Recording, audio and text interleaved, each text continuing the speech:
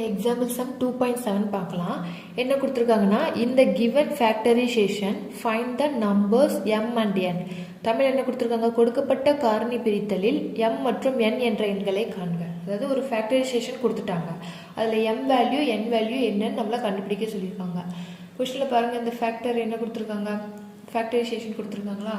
இது ரொம்ப ஈஸியான சம். நம்ம இப்போ கண்டுபிடிச்சோம்னா ஃபேக்டரைசேஷனில் இப்போது இந்த நம்பர் இதோட ஃபேக்டர் தான் இது. ஸோ இந்த நம்பர் கண்டுபிடிக்கணும்னா அந்த ரெண்டு ஃபேக்டரையும் மல்டிபிள் பண்ணணும், பெருக்கணும், கூட்டிடக்கூடாது. 5 + 2ன்னு ப்ளஸ் பண்ணிடக்கூடாது, மல்டிபிள் பண்ணணும்.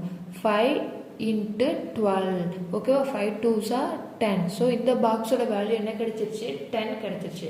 இப்போது n, இந்த என்னோட ஃபேக்டர் தான் இந்த ரெண்டும், இந்த என்னோட காரணிகள் தான் 5 10. ஸோ இதை கண்டுபிடிக்கிறதுக்கு நம்ம என்ன பண்ணணும், இந்த 5ஐயும் 10ஐயும் மல்டிபிள் பண்ணணும். So 5 10s are 50.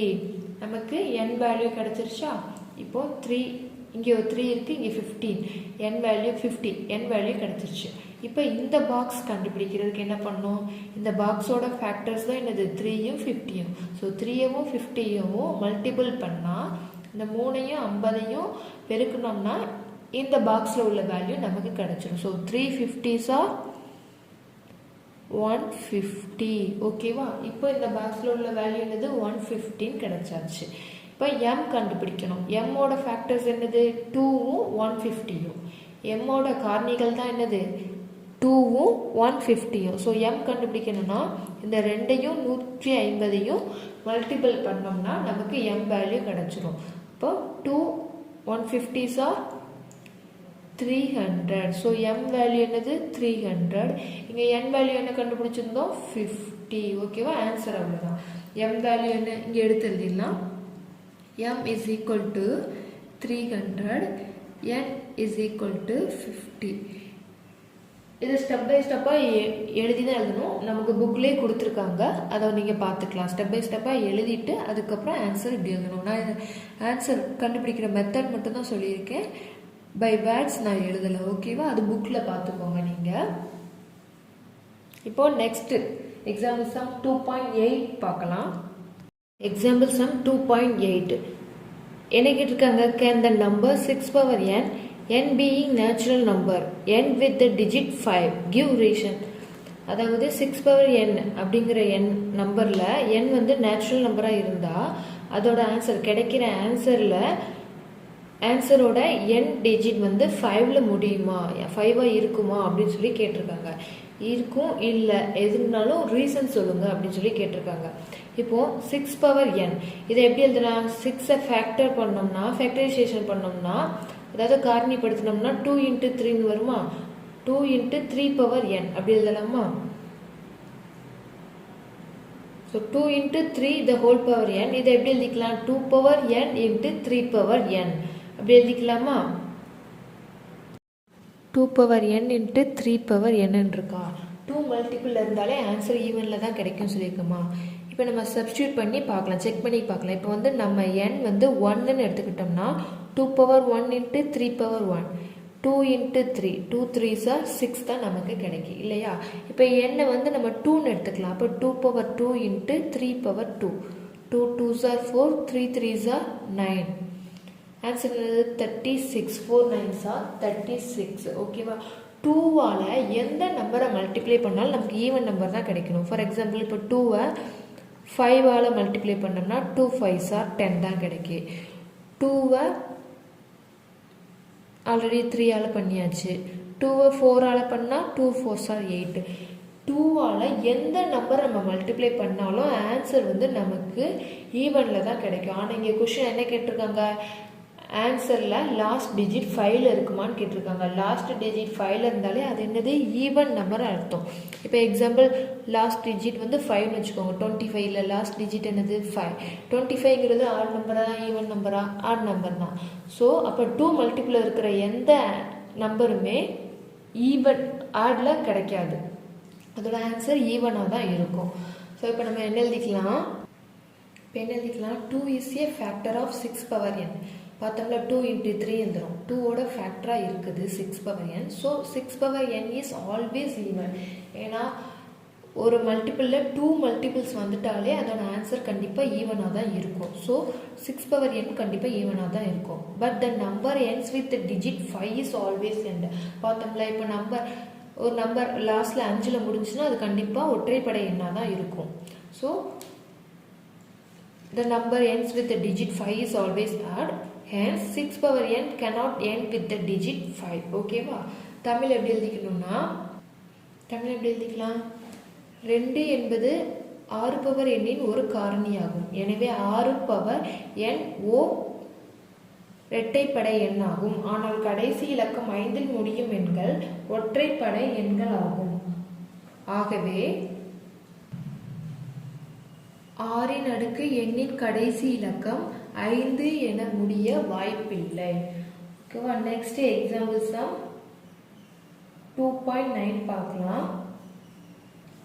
எக்ஸாம்பிள் 2.9 என்ன கொடுத்துருக்காங்கன்னா, is 7 into 5 into 3 into 2 plus 3 a composite number, justify your answer. அதாவது இந்த நம்பர் ஒரு பகு எண்ணா, 7 into 5 into 3 into 2 plus 3 இது ஒரு பகு எண்ணா, உனது விடையை நியாயப்படுத்துக, அது காரணம் சொல்லுங்க அப்படின்னு சொல்லி கேட்டிருக்காங்க. சொல்யூஷன். இப்போ நம்ம இந்த சம்ம எழுதிக்கலாமா? என்ன வேல்யூ கொடுத்துருக்காங்க? 7 into 5 into 3 into 2 plus 3. இது ஃபுல்லாமே மல்டிபிளில் இருக்குது. இது ஃபுல்லாமே ஒரு டேம், இது ஒரு டேம் இல்லையா? இப்போது இந்த டேர்மில் எது காமனாக இருக்கோ அதை நம்ம வெளியில் எடுத்துக்கலாம். காமனாக 3 இருக்குது. ஸோ 3யை வெளியில் எடுத்துட்டோம்னா இங்கே என்ன இருக்கும்? 7 into 5 into 2 ப்ளஸ் இந்த 3 வெளியில் வந்துச்சுன்னா 1 இருக்கும் இல்லையா? அப்போ 3 into 5 7s are என்னது? 35. 35 2s are 70. 35 2s are 70. 70 plus 1 is equal to 3 into 71 கிடச்சிருக்கு. ஓகேவா? இப்போது இந்த 3யும் என்னது? 3 பகாயன். ஓகேவா? 71 பகாயன். 3 ஒன்னாலையும் தன்னாலையும் மட்டும்தான் டிவிசிபிள் ஆகும். ஸோ இது ஒரு பகாயன். 71ங்கிறது ஒன்னாலையும் தன்னாலையும் மட்டும்தான் டிவிசிபிள் ஆகும். இது ஒரு பகாயன். ஆனால் இந்த ரெண்டையும் மல்டிப்ளை பண்ணோம்னா நமக்கு கிடைக்கிறது பகு எண்ணாக இருக்கும். ஏன் சொல்லுங்க?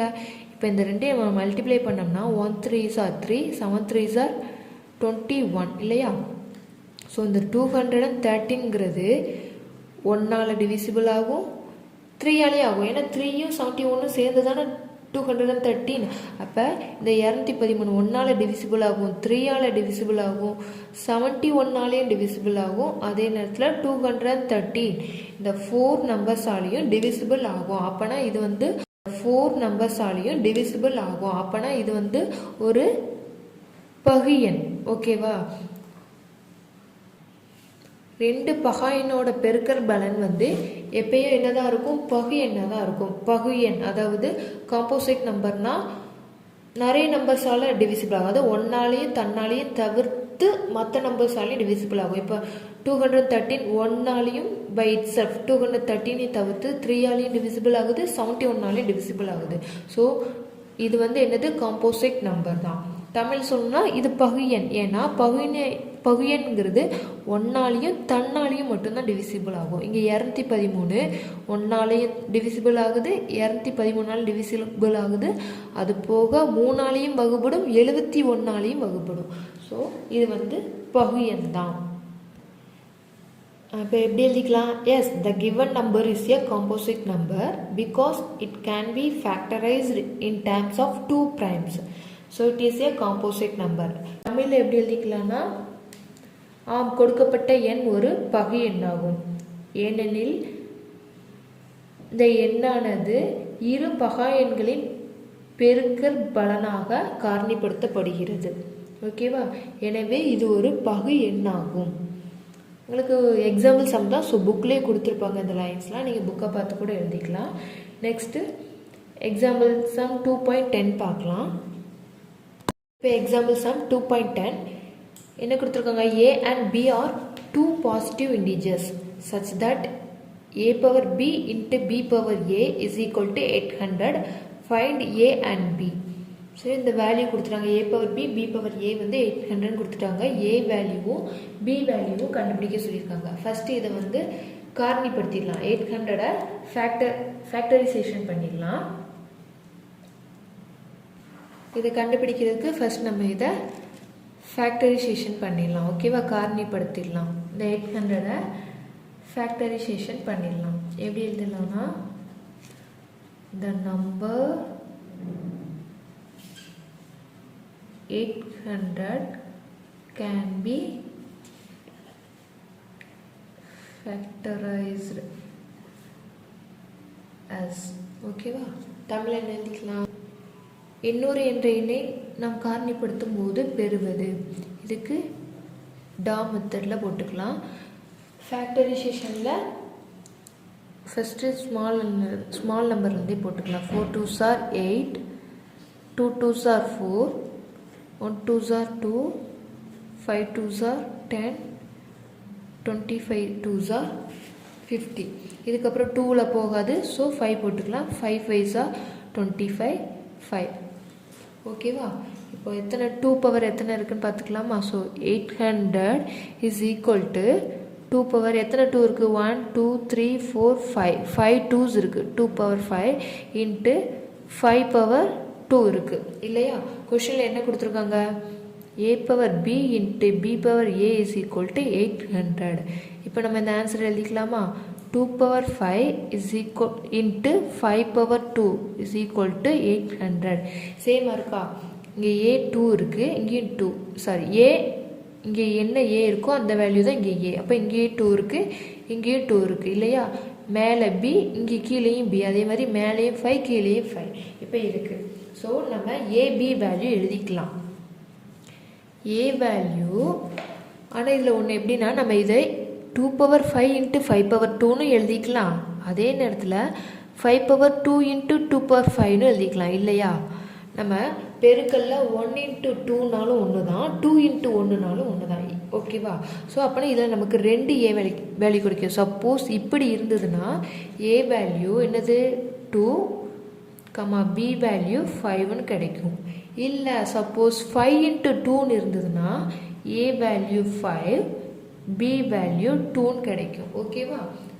மல்டிப்ளிகேஷனில் பெருக்கல்ல வந்து இந்த இது மாறி இருக்கிறதுல எந்த பிரச்சனையும் கிடையாது. ஸோ 2 விதமாகவும் இருக்கலாம். அதுக்காக தான் நம்ம 2 வேல்யூ எழுதியிருக்கோம்.